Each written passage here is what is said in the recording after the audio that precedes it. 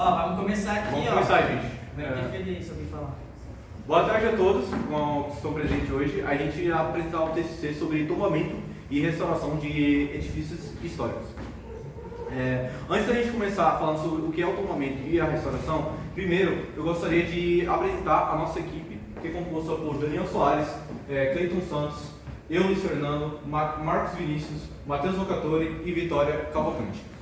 Mas antes da gente ir a fundo sobre o tombamento e restauração, devemos falar primeiro para vocês o nosso objetivo geral, nosso objetivo específico e a justificativa de por que a gente escolheu esse tema. Começando com o nosso objetivo geral, seria por meio de leis prevenir os monumentos que têm aqueles valores históricos, tanto cultural, tanto ambiental, tanto arquitetônico, não sejam destruídos ou descaracterizados. E com isso, passando para os objetivos específicos, o Daniel vai falar para vocês. A gente tem como objetivos específicos, primeiro, auxiliar e informar os processos de restauração. Depois nós temos que demonstrar conhecimento e entendimento desses processos, seja de técnica ou materiais. Também nós temos que entender as normas, por exemplo, para o tombamento, para essa ação ser concluída. Pode começar. Agora, falando um pouco sobre a justificativa, a nossa justificativa é que esses monumentos, esses centros históricos, eles são repletos de informações, de conteúdos antigos e históricos, e por esse motivo esses monumentos devem ser preservados para que essas informações também sejam preservadas e protegidas. Agora, entrando no conceito de tombamento, eu vou falar um pouco o que é e o que pode ser tombado. O tombamento é um instrumento legal de proteção e de preservação a esses monumentos e a esses centros históricos. Então, o tombamento ele deve ser a primeira ação a ser tomada nesses tombamentos, nesses monumentos e nesses centros históricos, para que eles sejam preservados e não sofram descaracterização ou demolição ou alguma dessas ações do gênero. Vocês vão perguntar o que pode ser tombado. Lugares e objetos que tenham interesses tanto culturais quanto ambientais, eles podem ser tombados, desde que sejam, como eu falei, interesses culturais ou ambientais. Então, livros, obras de artes, praças, florestas, tudo aquilo que remeta a um interesse cultural ou ambiental, ele pode ser tombado. Pode passar. Quem pode efetuar o tombamento? O tombamento ele pode ser efetuado por qualquer pessoa. Ela pode efetuar o pedido de tombamento. Mas é muito importante deixar explicado que pedido e execução são coisas diferentes. Qualquer pessoa ela pode efetuar o pedido. Porém, depois desse pedido vai passar por um processo até chegar na parte da execução. Então, após o pedido vai passar pelo CONPRESP, por alguns outros conselhos que envolvam patrimônio cultural, para que assim possa chegar na execução. Então, pedido e execução são coisas diferentes. Pode passar. Bom, falando agora sobre os tipos de tombamento, existem 4 modalidades, sendo eles quanto a eficácia, quanto a manifestação de vontade, quanto aos destinatários e quanto ao alcance. Quando ele é quanto eficácia, ele pode ser provisório ou definitivo. Quando ele é provisório, ele é decretado no início do tombamento e ele concebe efeitos para a proteção do bem durante todo o processo administrativo. E quando ele é definitivo, o procedimento já está finalizado e não cabe mais qualquer discussão a respeito. Quando ele é quanto a manifestação de vontade, ele pode ser voluntário, compulsório ou ofício. Quando ele é voluntário, o proprietário que faz um pedido quando o bem atingir os requisitos necessários ou quando ele concordar com uma notificação que lhe é enviado.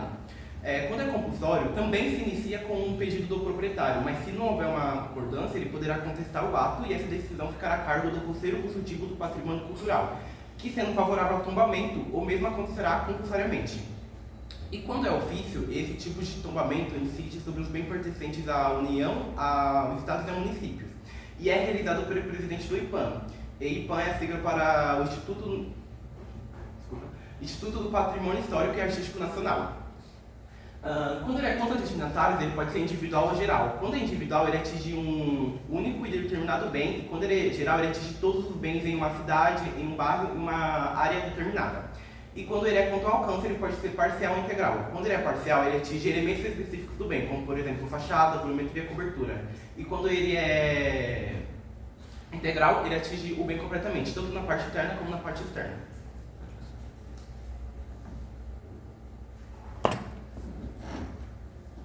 Bom, vou começar falando que quem pode fazer um pedido de tombamento? Qualquer pessoa física ou jurídica pode fazer um pedido de tombamento. Basta você mandar por correspondência, via correspondência para o CONPRESP.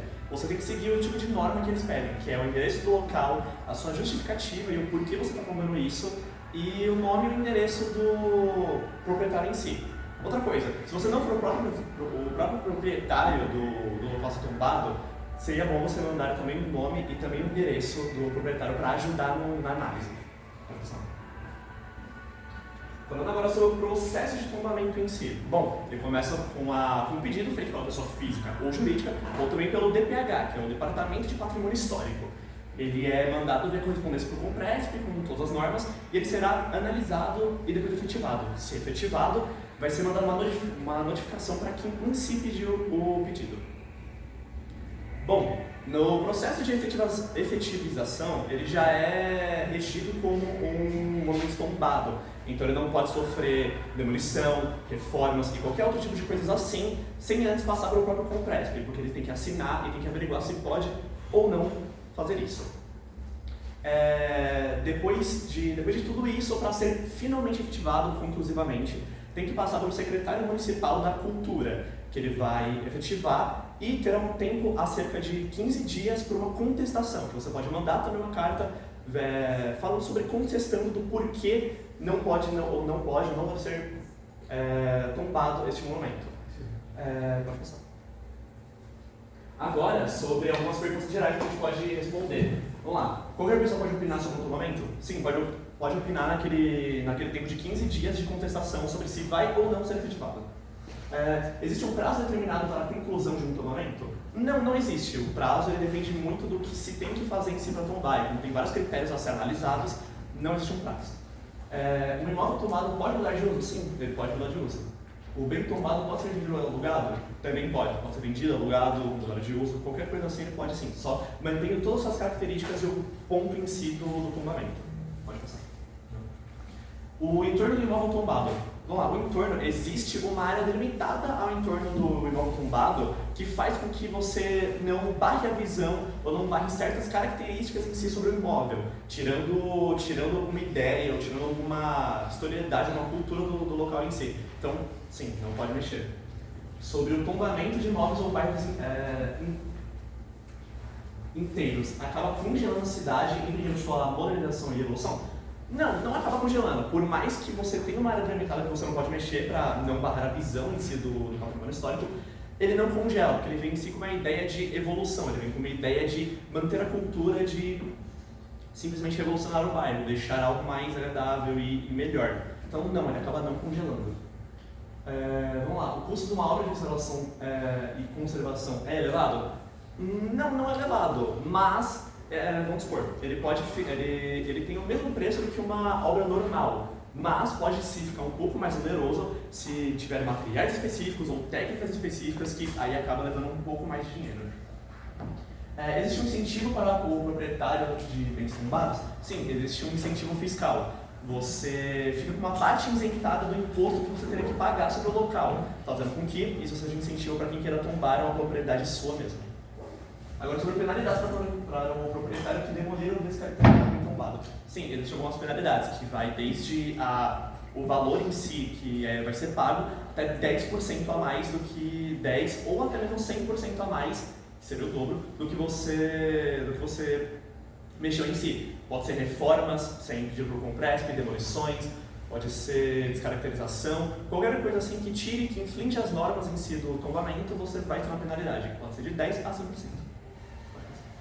Bem, gente, depois de termos escutado sobre o tombamento, agora iremos escutar um pouco sobre a restauração. Começando com a sua definição, o significado literal da palavra restauração seria a ação de recuperar ou reparar alguma coisa.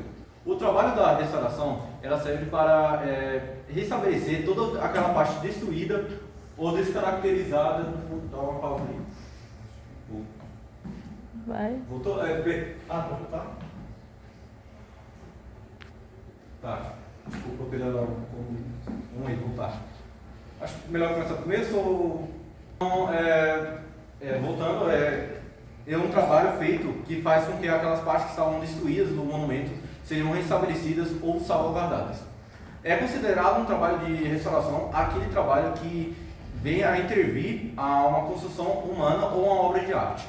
Ou seja, logo toma-se como um pensamento que só se restaura algo belo e significante. Então, para se ter a restauração, deve-se ter primeiro o respeito de seguir todos aqueles materiais originais, a documentação autêntica do monumento e respeitar os valores culturais daquele edifício.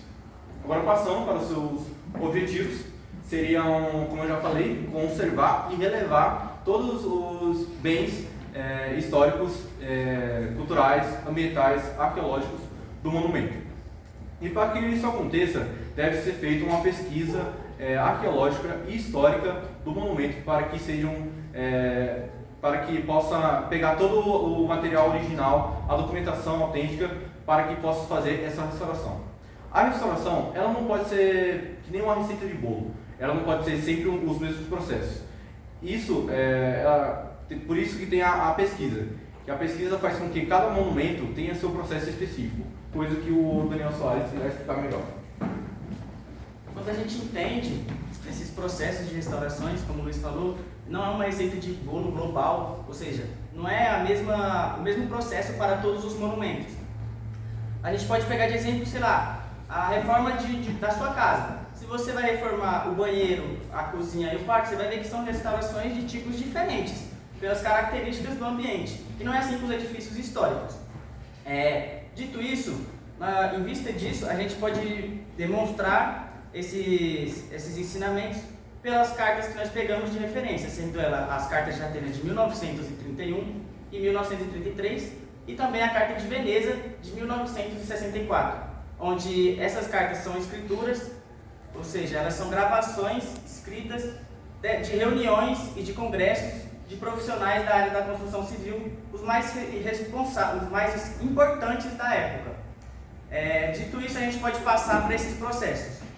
Bom, como pode ver, a gente tem administração e legislação, onde por meio de documentos, normas, alvarás e leis, a gente deve proteger toda a história e esse processo em si do tombamento ou da restauração que está sendo feita nesse monumento. Ou seja, por meio dessas escrituras, nós deveremos proteger para que nada venha interferir essa ação.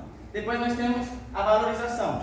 A valorização é importante, pois não só a história, mas sim aspectos econômicos, culturais, artísticos e até mesmo naturais para o mundo englobam toda essa restauração. E por fim, nós temos os materiais de restauração, ou seja, não podemos descaracterizar esse monumento, esse edifício histórico que nós estamos restaurando. Por exemplo, a gente não pode pegar um monumento, um edifício com materiais em abundância de concreto e colocar argila, por exemplo, porque vai descaracterizar totalmente o monumento, esse edifício. E tem também a deterioração, que no caso, como a gente está falando, o próprio nome diz, edifícios históricos, então eles já são antigos, são construções antigas. A gente tem que pegar muito em consideração todos os aspectos anaturais, os intempéries, sendo a chuva, ventos e a ação do sol, e também do humano, como as foligens do carbono, que possa vir a descaracterizar todos esses edifícios históricos. Bom, no nosso TCC a gente colocou alguns monumentos, a gente citou alguns monumentos, e eles estão aqui, o Castelo de Pirituba, em São Paulo. Eu não vou falar muito sobre eles, porque a gente vai enfatizar um específico que vocês vão ver a seguir. O Santuário do Bom Jesus do Matozinho, que fica em Minas Gerais, a Casa da Câmara e Cadeia, que fica no Ceará, o Instituto Biológico, que fica aqui em São Paulo, e o Museu do Júlio de Castilhos, que fica no Rio Grande do Sul. Agora eu vou falar um pouquinho sobre o Museu do Ipiranga, que é o que a gente enfatizou no nosso TCC, a gente deu mais ênfase.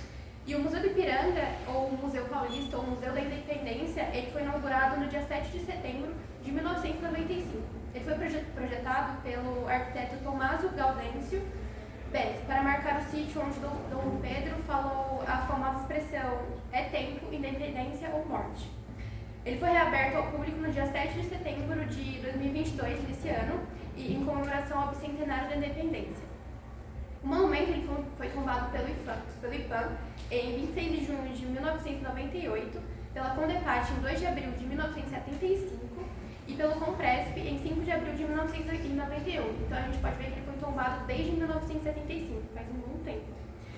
O edifício ele esteve fechado por 9 anos para que fosse realizada a restauração e ela foi concebida a revitalização e ampliação de um dos patrimônios tombados mais importantes do Brasil. O monumento ele passou por um dos reparos em todos os seus detalhes, incluindo 7.600 metros quadrados das suas fachadas, e ela que foi limpa pela primeira vez. Então, esse tempo todo que ele foi inaugurado, ele não tinha sido limpo ainda. E além disso, foi feito a decapagem, a recuperação de ornamentos, aplicação de argamassa, tratamento de trincas e pinturas, e sem falar que esse projeto ele previu a acessibilidade universal. Foram investidos mais de 235 milhões de reais, incluindo o restauro do Jardim Francês, das pontes e da recuperação do entorno do edifício. A ampliação do mesmo, ele acrescentou uma nova área de 6.800 metros quadrados, que dará a possibilidade para a instituição receber um público de acima de 500 mil visitantes por ano, que é quase o dobro, porque, no caso, antes da restauração, ele normalmente recebia 300 mil visitantes por ano. Pode passar. Agora falando um pouco sobre a restauração do edifício, ele foi realizado como um concurso nacional de arquitetura para o restauro da modernização do edifício, monumento ou Museu do Ipiranga, e ele foi promovido pela Universidade de São Paulo, a USP, em 2017, onde os líderes vencedores desse concurso foram os arquitetos Eduardo Forroni e Pablo Hereno. Nessa competição foram avaliados os aspectos como racionalidade, funcionalidade, execuibilidade técnica, respeito às características materiais, os estruturais, composição e documento do ofício. E a maioria desses foi prezando pela sustentabilidade ambiental. As propostas de intervenção do escritório H+F, arquitetos que foram os vencedores do concurso, procuraram interferir o mínimo possível, já que o monumento é tombado. E o projeto ele buscou respeitar a presença de prédio na paisagem de São Paulo. Mas, ao mesmo tempo, ele transformou o espaço interno, adequando para as necessidades do museu contemporâneo, que agora ele é. Mais claro, foi utilizando os mesmos elementos, poucos elementos novos, para preservar a sua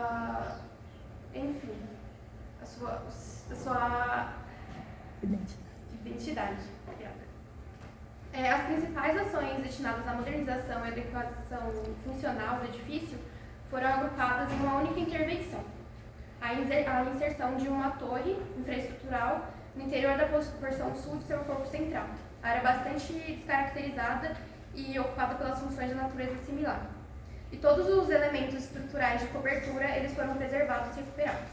Pode passar. Bom, agora vou falar um pouquinho sobre os materiais e as técnicas que foram utilizados para a recuperação desse edifício. Para pintar, ele foi utilizada uma tinta mineral que foi desenvolvida especialmente para o museu, que permite a troca de umidade entre o prédio e a cal e o ambiente. Um estudo estratigráfico e o processo de decapagem também tornaram possível recuperar a cor original da construção do século XIX. Tetos e paredes do interior receberam um tratamento similar ao da pintura, e os elementos de marcenaria, como 450 portas e janelas, foram catalogados, retirados e restaurados em oficinas de canteiros de obras. Outro requisito essencial do projeto são os métodos de prevenção de incêndio. O sistema foi adotado o tipo de pré-ação, com tecnologia que antevê alarmes falsos, evitando os disparos acidentais, como normalmente ocorre por aí. E, enfim, dessa forma, com essa técnica de aspersão, ela garante a proteção do prédio por meio de um sistema mais efetivo. Bom, basicamente foi esse o nosso trabalho. Obrigado.